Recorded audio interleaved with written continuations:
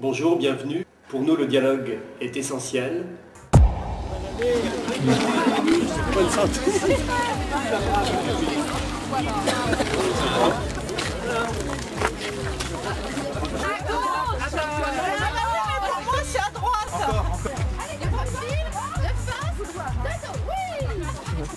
Philippe Caffin, c'est l'expérience. Philippe Caffin, c'est aussi la compétence. Philippe Caffin, c'est aussi l'écoute. Philippe Caffin, c'est l'action au service des solidarités. Philippe Caffin, c'est aussi la fidélité aux valeurs de gauche, profondément enracinées dans ses convictions d'homme. Je vous remercie d'encourager par vos applaudissements les femmes et les hommes de la liste ensemble, dialoguons et agissons avec Philippe Caffin.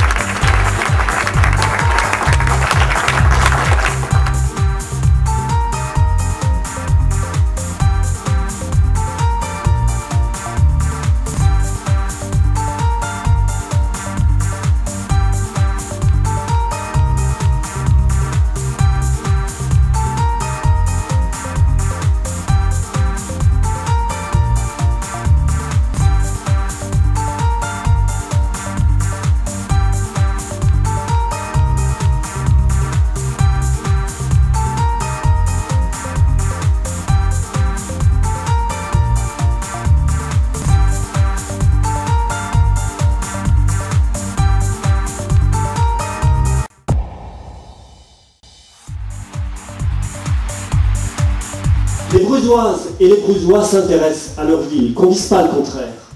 Ils s'intéressent à leur ville dès qu'on leur donne les clés de la compréhension des questions et des enjeux. Dès qu'on leur donne la parole, dès lors qu'on les écoute. Au service des personnes fragilisées, au service des personnes dépendantes et de leurs familles. Sans oublier, bien sûr, la prise en compte du handicap dans la vie. Ils ont besoin, ces gens-là. Ils ont besoin de pouvoir rester chez eux. Ils ont besoin de ne pas se sentir isolés. Nous allons mettre en place un pôle où les gens pourront aller s'informer des aides dont ils peuvent bénéficier.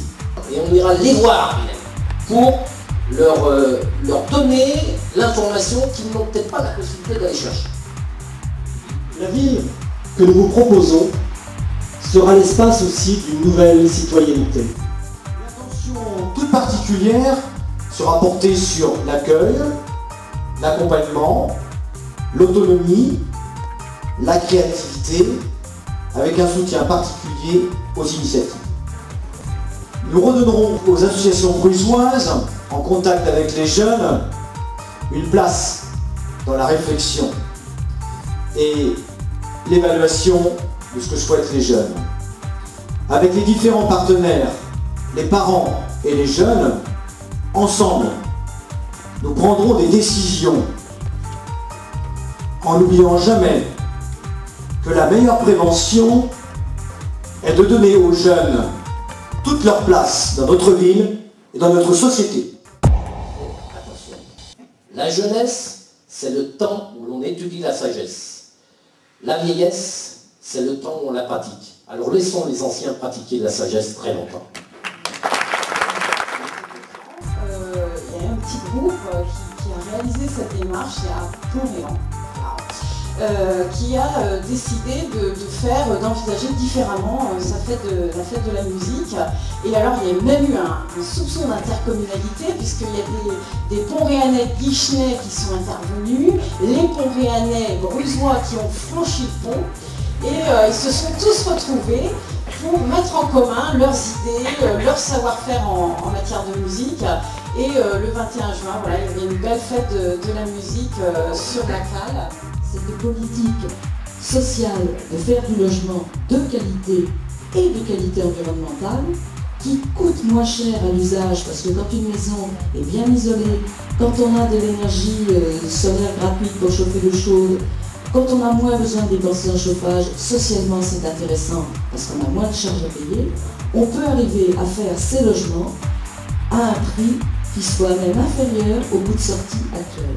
Donc, parce que l'intercommunalité, on peut la porter au niveau de la métropole, et c'est quelque chose de vital pour nous, mais cette intercommunalité va pouvoir aussi se décliner dans le voisinage, je dirais, au travers des communes qui sont à proximité immédiate. Et ce problème de la piscine montre combien on a eu tort de ne pas participer à l'intercommunalité naissante sur ce dossier-là.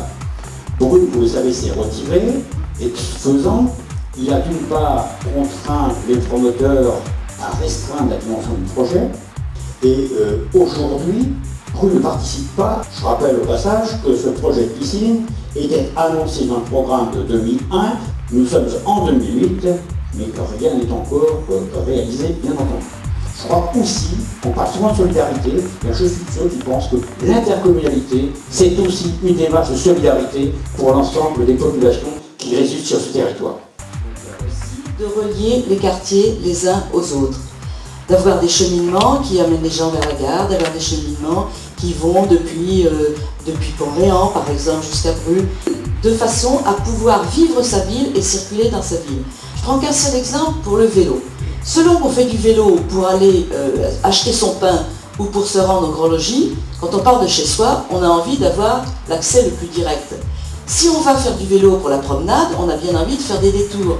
Ou si ce sont des enfants qui empruntent ces chemins, ces pistes cyclables, il faut plus de sécurité que si c'est un adulte qui fait de la course cycliste. Donc tous ces éléments qui construisent une cohérence par rapport au déplacement, ça ne peut pas se faire tout seul. Il faudra obligatoirement qu'on associe à ce schéma de cohérence les différents usagers. Qu'on pose la question aux cyclistes sportifs, mais aux cyclotouristes, mais aux parents avec des jeunes enfants, de façon à avoir sur Bru un réseau de chemins qui irrigue la ville et qui donne envie aux gens de vivre la ville à pied ou en vélo.